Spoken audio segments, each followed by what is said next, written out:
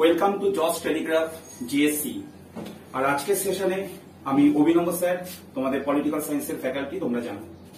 তো স্টুডেন্টস, আজকে যে টপিকটা আমরা ডিসকাস করব, তোমরা একেবারে তোমরা দেখতেই পাচ্ছ যে টপিকের উপর আমরা আজকে ডিসকাস করব। তো তোমাদের সব থেকে বহু প্রতীক্ষিত টপিক, তোমরা বারবার বলো বা আমি ক্লাসে পড়াতে গিয়ে দেখি যে ম্যাডাম বা স্যার আমরা কিভাবে ধারা বা আর্টিকেল গুলো মনে রাখবো। আমাদের তো ধারা বা আর্টিকেলের সংখ্যাটা এই মুহূর্তে প্রচুর। তো স্যার আমরা ধারা কি কোনো শর্ট ট্রিক্স আছে যে স্যার আমরা এইভাবে বললে আমরা ধারাগুলো থেকে আমরা উঠে যেতে পারি? তো সেই জন্যই আমি ধারাবাহিক ভিডিওর মাধ্যমে আমি চেষ্টা করব ধারা বা আর্টিকেল থেকে যাতে একেবারে ইজি ওয়েতে যাতে তোমাদের সামনে আমি ধারাগুলো যাতে একবারে প্রেজেন্ট করতে পারি। তো আজকে যে ধারাটাকে আমি চুজ করেছি তোমরা বুঝতেই পারছো, আর্টিকেল 21। তার আগে একটা কথা বলি, আর্টিকেল মানে কি? আর্টিকেল মানে হচ্ছে ধারা।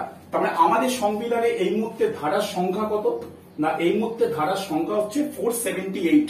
তো স্যার আমরা সমস্ত ধারা পড়বো না, আমরা ট্রিক্স রয়েছে বেছে বেছে ইম্পর্টেন্ট ধারাগুলোকে তোমাদের সামনে আমি নিয়ে আসবো। দেখো, এবং এমন ভাবে পড়বো যাতে একটা ধারা পড়লে আমরা সেখান থেকে প্রত্যেকটা উপধারা থেকে যাতে আমরা কমন পেতে পারি বা সহজে ইজি হতে বুঝতে পারি। তো দেখো, আর্টিকেল 21 মানে বুঝতে পারছো FR আমি লিখলাম, অর্থাৎ ফান্ডামেন্টাল রাইট। তার মানে কি? ফান্ডামেন্টাল রাইট মানে মৌলিক অধিকার, আমরা জানি।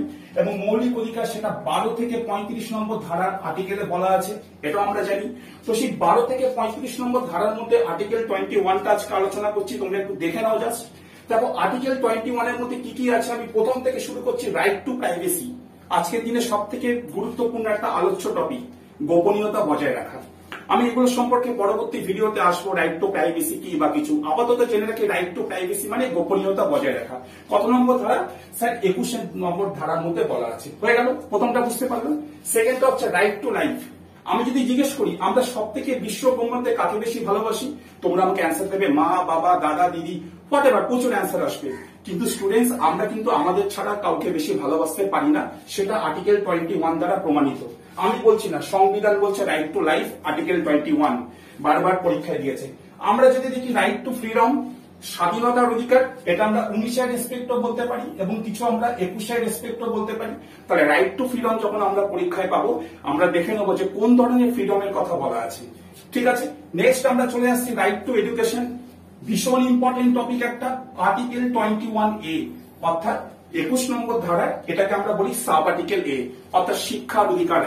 কত নম্বরে বলা আছে? আর্টিকেল 21। নেক্সট টপিকে আমি আসছি, তোমরা দেখে নাও। রাইট টু ম্যারি, এটা আমার বলার নিশ্চয়ই কোনো দরকার নেই, আমরা জানি বিবাহের অধিকার, বিবাহের স্বাধীনতা। কত নম্বর ধারায় বলা আছে না? আমাদের আর্টিকেল 21 বলা আছে। ঠিক আছে, নেক্সট যদি আমরা দেখি রাইট এগেইনস্ট বন্ডেড লেবার, চুক্তিভুক্ত শ্রমিকদের কথা এখানে বলা আছে, অস্থায়ী শ্রমিকদের কথা এখানে বলা আছে। এগুলো সম্পর্কে আমরা আসবো। ঠিক আছে, কত নম্বর আর্টিকেলে বলা আছে? 21 বলা আছে। রাইট টু ইলেকট্রিসিটি, স্টুডেন্ট দেখে নাও, রাইট টু ইলেকট্রিসিটি। এই গরমে আমাদের বাড়ির লোকালে যদি আমাদের কারেন্ট চলে যায় কি অবস্থা আমাদের হয় আমরা সবাই জানি। তো সেই কারেন্টের অধিকার বা রাইট টু ইলেকট্রিসিটি অধিকারটা, এটাও কিন্তু আমাদের একটা মৌলিক অধিকার এবং সেটা বলা আছে আর্টিকেল 21। তো স্টুডেন্ট দেখো, নেক্সট হচ্ছে আমাদের রাইট টু ট্রাভেল আব্রড, অর্থাৎ তার মানে হচ্ছে বিদেশে যারা। ঠিক আছে, চুক্তিভুক্ত শ্রমিক যেটা আমরা বলে থাকি সেটাকে বলা হয় রাইট টু ট্রাভেল আব্রড। এটা কত নম্বর ধারায় বলা আছে? আর্টিকেল 21 বলা আছে। তাহলে তোমরা কি দেখলে, ধারা আমরা একটাই পড়ছি কিন্তু এর থেকে কতগুলো সাব আর্টিকেল বা উপধারা আমরা করে ফেলতে পারলাম। সেইভাবে কিন্তু 478 আর্টিকেল আমরা কিন্তু পরপর তোমাদের সামনে কিন্তু এক এক করে আমি ধারাবাহিক ভিডিওর মাধ্যমে নিয়ে আসবো। তোমরা অবশ্যই কিন্তু আমাদের চ্যানেলটাকে সাবস্ক্রাইব করবে।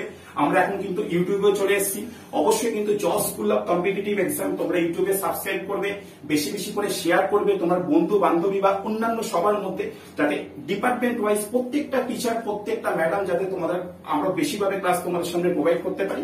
এবং আলটিমেট আমাদের লক্ষ্য বা উদ্দেশ্য হচ্ছে তোমরা যাতে সমস্ত পরীক্ষাতে জস স্কুল অফ কম্পিটিটিভ এক্সামের পক্ষ থেকে তোমরা যাতে একেবারে পরীক্ষা হলে যাতে চিন্তা না করতে হয়, তোমরা যাতে অনায়াসে প্রত্যেকটা সাবজেক্ট খুব ভালোভাবে প্রিপেয়ার হতে পারো, তার জন্য আমাদের কিন্তু এই প্রকল্প বা এই প্রচেষ্টা। তো তোমরা অবশ্যই ভালো থাকো। নেক্সট ক্লাসে কোনো একটা গুরুত্বপূর্ণ ধারা বা কোনো একটা আর্টিকেল নিয়ে তোমাদের সঙ্গে অবশ্যই আমার দেখা হবে। ভালো থেকো, সুস্থ থেকো, have a nice day. Thank you so much.